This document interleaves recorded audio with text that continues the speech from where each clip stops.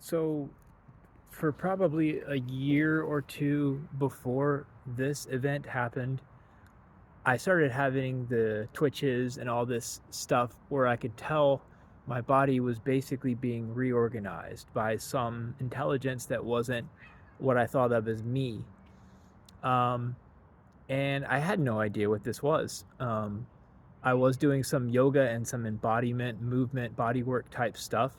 So I was getting in my body, and basically upon researching, I read about the Kundalini activity, and I was like, I intuitively recognized that that's what it was.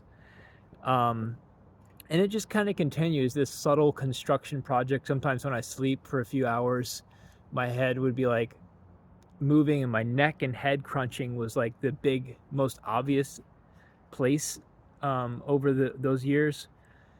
Anyways, the partial Kundalini awakening day, it's it just I don't really remember. I was probably in meditating, just having a day off kind of thing, just hanging out.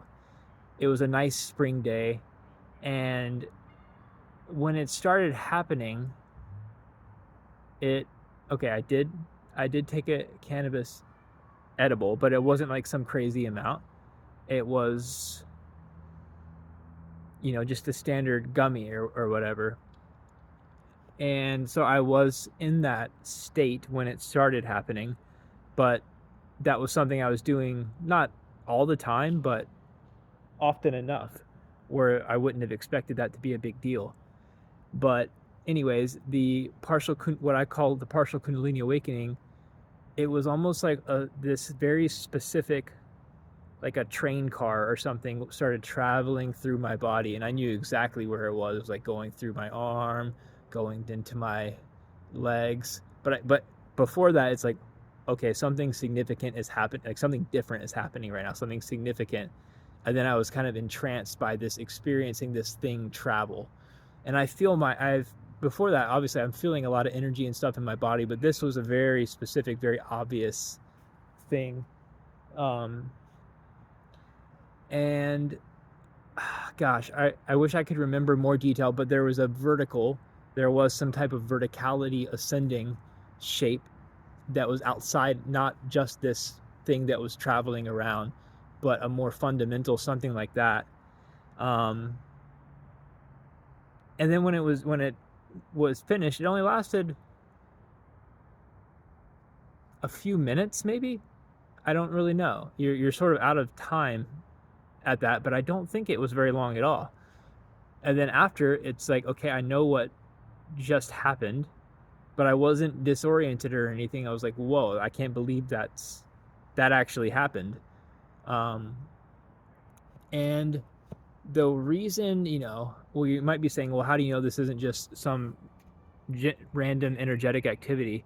This is the interesting part. So for that, over the next probably 10, maybe 2 weeks, there was a vertical um, ascending energy, kind of just like a stream that was always there in the center of my body, the vertical center of my body. It didn't go all the way up though. It was like maybe like pelvis, through the pelvis up to like here or something like that.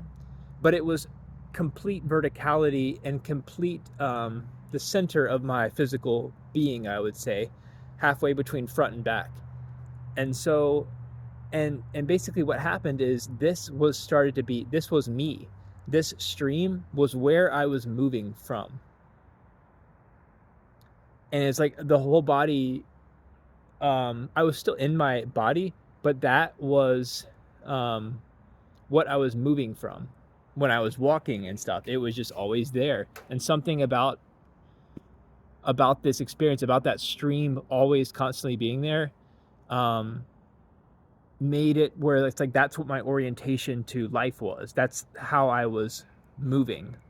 I don't know if that makes will make sense um, to you, but that's what it was, and that's how I know it was this kind of partial Kundalini awakening, because because I had read a little bit. I didn't get carried away with learning about Kundalini awakening. I think that's, you got to be careful with that so you can have an authentic experience that's yours. But um, I had read about that basically there's a vertical thing that blasts through the head, is what they say.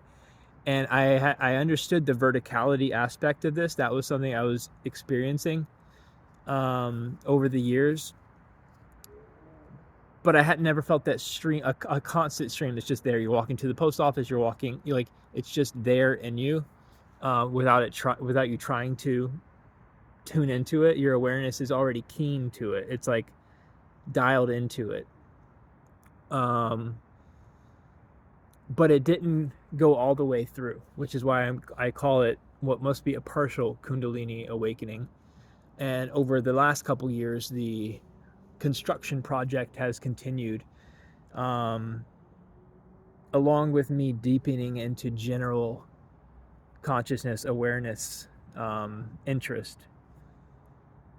So that was my experience. Let me know if you've had a similar experience, or if you're wondering if an experience you've had. That's the thing, is there's nowhere to check if what I'm doing is Kundalini, like what I'm experiencing is Kundalini. A lot of people claim Kundalini, they're, oh, Kundalini, just because they feel something in their body. But there's a big ego trap in having experienced this, that's possible to attach yourself to this idea of Kundalini. I think it's possible to have Kundalini activity and not have the full Kundalini awakening through your life, and there's nothing wrong with that.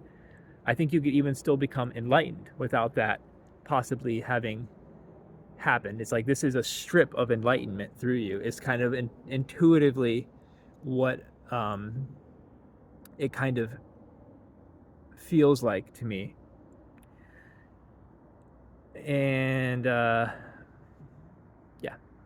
all right, yeah. Let me know. I'm just curious. I've never talked to anyone about this before, because there's no reference point unless it's someone that has been through this similar thing. But I want to just have my own experience with it. I don't want to start secretly trying to get their experience of what, like,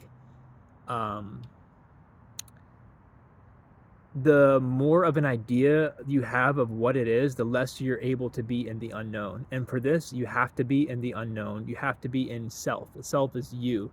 It's not I am awareness. It's not that. It's what you are now. What are you right now? I like Asian girls right now.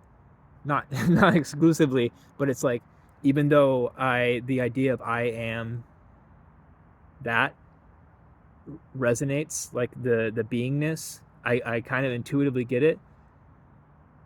It's more honest to recognize the fullness, the wholeness of me, that I would say is, that I notice of myself, preference and all. That doesn't mean things won't evolve, but be very committed to truth and willing to be in the unknown. So yeah, what this is, what enlightenment is kind of about, is it's the end of needing to know. I think Anna Brown said that. And it's really that, it's knowing that you're safe without knowledge. I think knowledge is kind of a safety. It's something we imagine we're safe if we know a lot. It's good to know. You got to know about this, you got to know about that, then you're prepared, then you're safe. But what this other type of enlightenment safety is knowing there's nothing to know, that you're still there, you're better than ever, when you kind of, when you catch on to this. Okay, thank you.